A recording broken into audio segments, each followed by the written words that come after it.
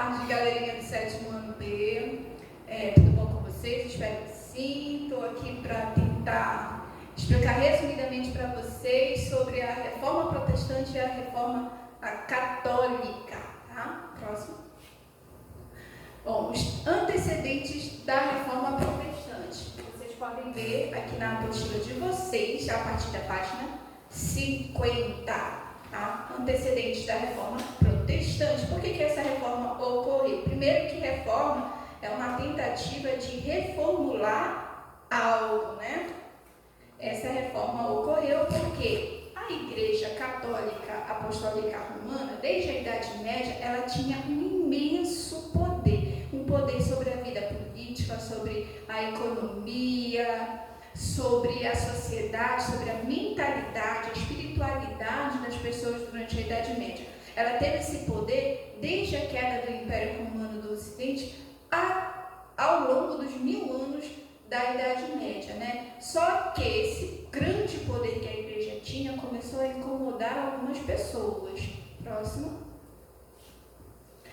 Bom, por conta dessa influência que a Igreja tinha, aqui a gente tem o exemplo de um bispo que está ungindo e consagrando o rei, né? Está entronizando o rei. E aí muitos reis, às vezes, só tinham o direito de subir ao trono se a Igreja autorizasse, se a Igreja ungisse, né?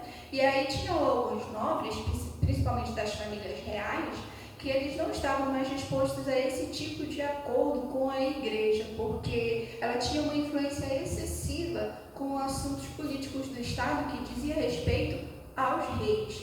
Próximo. Causas econômicas. A Igreja, ela possuía umas riquezas imensuradas, principalmente em terras. Vocês vão ver na apostila de vocês que ela era considerada a grande senhora feudal, quer dizer que ela tinha muitas terras sob seu domínio. Além do mais, ela tinha muitos tesouros que alguns fiéis utilizavam quando estavam para morrer e queriam, muitas vezes, fazer uma ação benevolente, e aí doavam parte do seu patrimônio, todo o seu patrimônio para a igreja, enfim. E aí ela tinha esse grande poder econômico, grandes tesouros, e a gente sabe que nesse período da Idade Moderna, uma outra classe social emergiu. A gente já conversou sobre a burguesia, sobre os burgueses, né? E a Igreja, ela criticava muito a burguesia por conta da prática da usura, que era o empréstimo de dinheiro aos juros, né? Que os burgueses faziam, né? Assim que não surgia de casas bancárias, por sinal. E como a burguesia ela era muito criticada pela Igreja dos seus negócios, ela também queria ter algum meio de poder diminuir esse poder que a Igreja tinha em relação aos seus negócios, a influência econômica que a Igreja tinha, né? Sendo que a burguesia está disputando como uma classe econômica muito forte nesse período. Próximo. A gente tem as causas morais e religiosas. Bom, a Igreja ela começou a fazer comércio com alguns artigos religiosos, com relíquias, né? A gente dá um nome para isso de simonia, né? Quando vendem relíquias religiosas, cálices, alguns diziam que estavam vendendo pedacinhos de madeira, da madeira da cruz onde Jesus tinha sido pregado, e vendiam isso como relíquias religiosas, né? E lucravam muito com esse comércio, né? O alto clero, vou colocar aqui o alto clero como as pessoas que mais tinham uma vida luxuosa dentro da Igreja Católica, e também com a venda de indulgências, que é o perdão divino, ou seja, a pessoa pecava, ia lá na igreja, comprava aqui uma indulgência, vocês estão vendo aqui as moedas, as pessoas comprando, né, aqui, e aí pronto, estava perdoado por Deus. Pelo menos era isso que nesse período a igreja estava pregando, né, que conseguia vender o perdão divino como se fosse um documento de papel que o Papa assinava e passava isso para as pessoas, né. Próximo. Observando essa vida luxuosa que o alto clero estava vivenciando, né, de riqueza, de poder, alguns pensadores, como o John Huss e o John Wycliffe, criticavam os tributos cobrados pela Igreja papas, sobre os reis e governantes. Está aqui o John Hus e o John Wycliffe, tá? Eles foram os precursores dessa reforma. Só que o período que eles viveram, que foi no século XIV, 1300, entre 1300 e 1400, eles foram altamente criticados, inclusive excomungados e mortos, porque eles foram perseguidos pela igreja por conta das suas ideias, das ideias que eles estavam pregando, né? Criticando a igreja. Próximo. Então a gente tem nesse cenário, que a gente viu no nosso primeiro bimestre, nos nossos primeiros assuntos, renascimento cultural, renascimento científico, né? Somado a isso as críticas que a igreja estava sofrendo, a gente tem a força e o prestígio da igreja católica que ficaram abalados com as transformações econômicas e culturais, lembrando do renascimento, dos renascimentos, né? O homem vai surgir com seus pensamentos renascentistas, começando a ler mais, a formar uma opinião cada vez mais crítica, e vai começar a criticar também a igreja católica, lembrando que muitos pensamentos deles entravam em embate. Nesse contexto foi inventada a imprensa do Gutenberg, que possibilitou que vários livros, entre eles a Bíblia, fossem publicados em diversos lugares e idiomas locais. Até então a Bíblia só era publicada em latim. Tá? E o conjunto desses fatores impulsionaram algumas críticas às doutrinas católicas, que levou à instauração da reforma luterana, calvinista e anglicana. Próximo. Aqui a gente tem o primeiro pontapé para realmente essa reforma acontecer, que foi Martinho Lutero. Né? O Martinho Lutero, que era um monge, era um membro da igreja, mas ele, que era um estudioso da Bíblia, ele via as coisas que estavam acontecendo de errado, e ele foi o primeiro a querer discutir isso com a igreja. Ele não queria fundar uma igreja nova, né? Ele só queria que a igreja católica pudesse repensar aquele caminho que eles estavam tomando. O que ele fez? Ele escreveu umas teses, né? Fez um escrito e a pregou aqui na entrada da Catedral de Wittenberg, porque era uma forma de chamar a atenção para esses assuntos serem discutidos, tá? E o que ele pregava nessas teses dele? Que a salvação ela era pela fé. Não eram por obras, não era por comprar indulgências, nada. A salvação do homem era, o perdão de mim, ele vinha pela fé, pelo amor a Deus, né? Ele dizia que a Bíblia ela devia ser publicada em vários idiomas, porque ela era o único caminho para a salvação, o único caminho para a gente ter fé, para conhecer a verdade, e ela devia ser livre interpretada por todas as pessoas que pudessem ter acesso a esse conhecimento, não só os membros da igreja. Ele pregava o batismo e a Santa Ceia como sacramentos únicos, o fim do celibato clerical e do culto às imagens e aos santos. É por isso que você vê que em igrejas protestantes, que a gente hoje chama de evangélicas, não há o culto aos santos, tá? E o pastor, que é o líder de uma igreja protestante, ele pode sim se casar e constituir família. Proibição da simonia, que é a venda de relíquias e a venda de indulgências, e uma liturgia mais simples, sem muito esplendor ou luxo, em língua local, para as pessoas poderem entender o que se estava fazendo e o que se estava falando ali, porque até então, dentro da igreja católica, eles oravam muito em latim.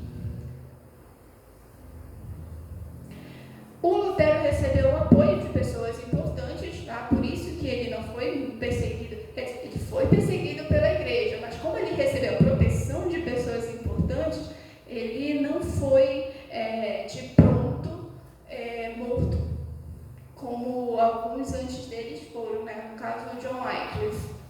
A igreja queria que Lutero se retratasse, caso contrário, ele poderia ser excomungado, expulso da igreja e morto.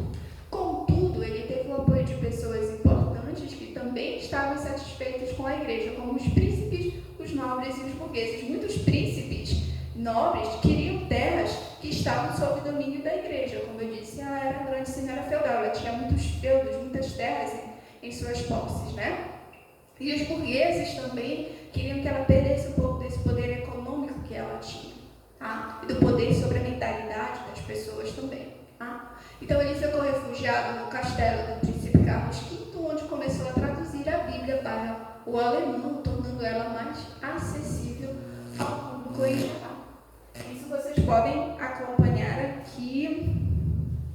na apostila de vocês, na página 57 e 58, tá? Tem uma atividade já na 59 que vocês precisam ir fazendo. E aí a reforma vai se expandir para outros territórios. A gente tem, por exemplo, o João Calvino, que vai se refugiar na Suíça, vai além das teses de Lutero. Ele era luterano, ele apoiava as teses de Lutero e ainda pensou outras coisas a mais dentro de sua doutrina, tá? O que o Calvino pregava? Ele é um sacerdote francês que se converteu ao luteranismo. Ele levou ainda mais longe as propostas da reforma de Lutero. Na Suíça, ele introduziu novas ideias ao movimento protestante, iniciado em 1534, a teoria da predestinação. Segundo Calvino, as pessoas nasciam predestinadas ou à salvação ou ao inferno. E uma forma de demonstrar que ela era abençoada, de que ela estava salva, era a prosperidade econômica. Tá? Calvino pregava que a riqueza material conquistada é um dos sinais de que a pessoa estaria predestinada à salvação. E isso agradou muito a burguesia, porque a burguesia estava prosperando nesse período. Então, eles compraram essa ideia e apoiaram essa ideia do Calvino, né? Mas a ideia dele da riqueza não era para ostentação, não. Ele dizia que as pessoas mais ricas, elas deviam levar uma vida de solidariedade, de sobriedade, tá? De não ficar ostentando por aí, de tentar ajudar o próximo como pudesse. E aí os burgueses gostaram muito dessa teoria do Calvino. Próximo. Na Inglaterra também houve a reforma anglicana, tá? O rei da Inglaterra, esse carinha aqui, o Henrique VIII, ele rompeu com o Papa e com a Igreja, porque ele queria se casar de novo. Ele tinha uma rainha, essa rainha tinha tido filhas mulheres, e ele queria ter um herdeiro, um homem, queria se casar de novo, queria se divorciar dessa rainha e queria se casar de novo. Só que quem tinha feito o casamento dele tinha sido o próprio Papa. E para anular o casamento dele, o Papa tinha que fazer esse documento. O Papa não quis fazer esse documento. Até porque a rainha dele, ela era fervorosa católica e o Papa não queria dar esse divórcio. Então ele rompeu com a Igreja de Roma e fundou a Igreja Anglicana, onde ele era o líder, o próprio rei era o líder. A Igreja Anglicana tinha os mesmos princípios que a Igreja Católica. A diferença realmente é que o poder agora ele não estava numa figura religiosa, ele estava na figura do próprio rei.